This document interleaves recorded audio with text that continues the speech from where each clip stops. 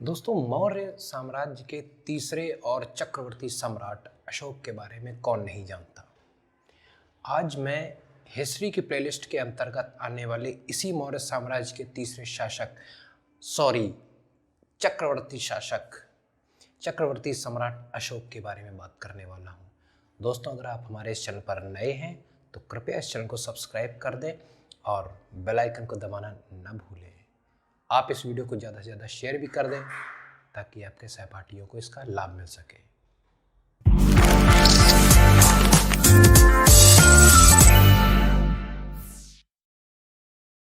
चक्रवर्ती सम्राट अशोक का शासनकाल 273 बीसी से लेकर 232 बीसी तक माना गया है, लेकिन इनकी जो जन्म की समय सीमा है, जो समय काल था, वो था 304 बीसी। यदि आपको बीसी और टाइमलाइन को समझने में दिक्कत आती है तो हमारे इस टाइमलाइन के वीडियो को जाकर अवश्य देखें। दोस्तों, इनका जन्म 304 बीसी में पाटलिपुत्र, आधुनिक पटना, जिसको आज हम पटना बोलते हैं, उस समय के पाटलिपुत्र नगर में हुआ था। तो इनके जो पितामह थे, जिनके ये सुपौत्र हैं, वो थे चंद्रगुप्त मौर्य। चंद्रगुप्त के पुत्र अर्थात इनके पिता बिंदुसार थे। तो बिंदुसार से जब इनका पुत्र पैदा हुआ, अब आप सोच सकते हैं चंद्रगुप्त मौर्य जैसा सम्राट और बिंदुसार जैसा समृद्धशाली शासक का पुत्र होना कितने गर्व की बात है, और वो राजा कितना प्रतापी होगा, इस बात का भान आपको पहले से ही होगा। दोस्तों, अशोक के अन्य नामों में जब हम बात करते हैं तो पुराणों में इनको अशोक वर्धन के नाम से भी जाना जाता है। कुछ ग्रंथों में इनको करमोली और देवनाम पियदसी फर्स्ट के नाम से भी जाना जाता है।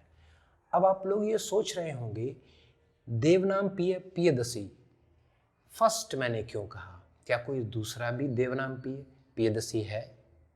जी हाँ दोस्तों, अशोक के सुपौत्र अर्थात पोते या पौत्र, जिनका नाम था दशरथ, ये वो दशरथ नहीं है जो श्री राम जी के पिता हैं। ये हैं दशरथ मौर्य वंश के ही एक शासक।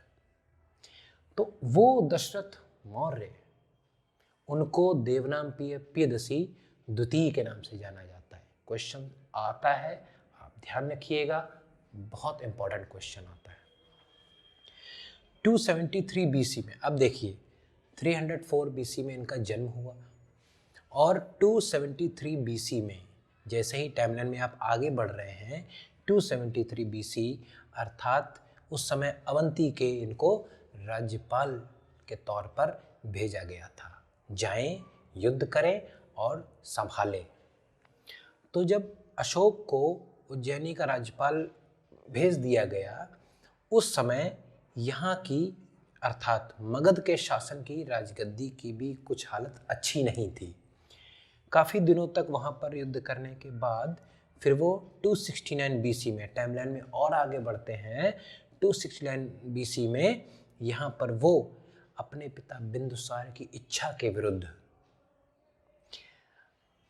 स्वयं मगध के शासन को संभालने का प्रयत्न करते हैं। और इसी प्रयत्न में सिंघली अनुश्रुति के अनुसार वो 99 भाइयों की हत्या का कारण भी बनते हैं।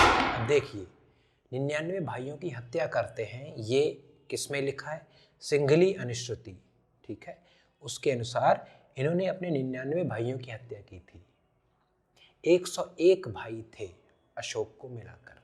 बिंदुसार के 101 पुत्र थे, जिनमें 16 पटरानियों से इन 101 पुत्रों की देखने को मिलता है। तो इनका जब राज्याभिषेक 269 बीसी में हुआ, इन्होंने मगध के राजगद्दी पर शासन कार्यभार संभाल लिया और उसके बाद ये लगातार 7-8 सालों तक युद्ध करते रहे। बहुत ही भीषण युद्ध किए और शायद ही इतने भीषण युद्ध आज तक किए गए हों। इसी युद्ध के बाद 8 सालों में लगभग जब 261 बीसी की तरफ हम बढ़ते हैं, तो जो इनका आखिरी युद्ध था वो था कलिंगा पर। कलिंगा पर इन्होंने वो कोहराम मचाया। बहुत सारे लाखों की संख्या में सैनिक और जनधन मान की हानि हुई और उस कलिंगा साम्राज्य को इन्होंने जीत लिया।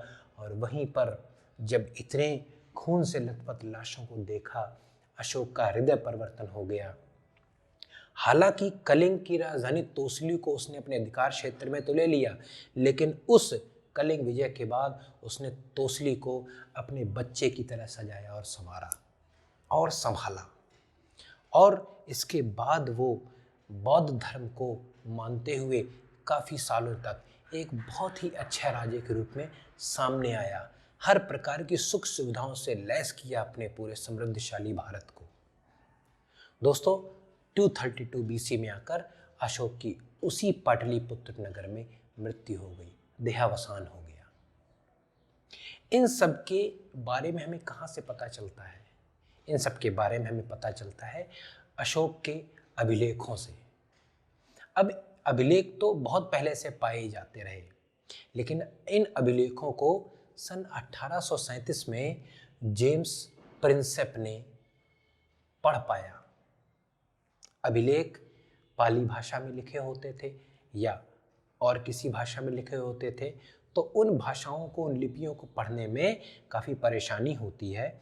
और जेम्स प्रिंसेप वो पहले व्यक्ति थे जिन्होंने अशोक के अभिलेखों को सन 1837 ईस्वी में पढ़ सके।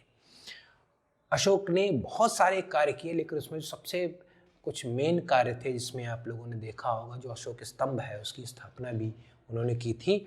और जो सबसे ज़्यादा पूछा जाता है और जो काफ़ी जानकारी रखने वाली भी चीज़ है, 84,000 स्तूप बनवाए अशोक ने। ये स्तूप क्यों बनवाए?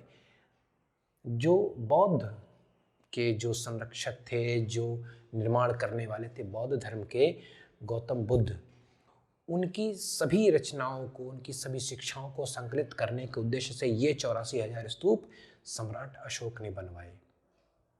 इतना ज़्यादा बौद्ध धर्म उसके मन हृदय में समाया हुआ था। लेकिन इन्हीं 84,000 स्तूपों को मिटाने वाला एक शुंग मित्र का जो संस्थापक था, उसका नाम था पुष्यमित्र शुंग। उसने इन सभी 84,000 स्तूपों को तोड़वा दिया था। इससे हमें ये पता चलता है पुष्यमित्र शुंग किस प्रकार से बौद्ध धर्म का कट्टर विरोधी था। हम शुंग डायनेस्टी के बारे में अगले वीडियो में पढ़ेंगे। फिलहाल के लिए आपको हमारी चक्रवर्ती सम्राट अशोक के बारे में छोटी सी जानकारी कैसी लगी हो? अगर अच्छी लगी हो तो प्लीज़ इसको लाइक करें और शेयर कर दें। धन्यवाद। आपका दिन शुभ हो।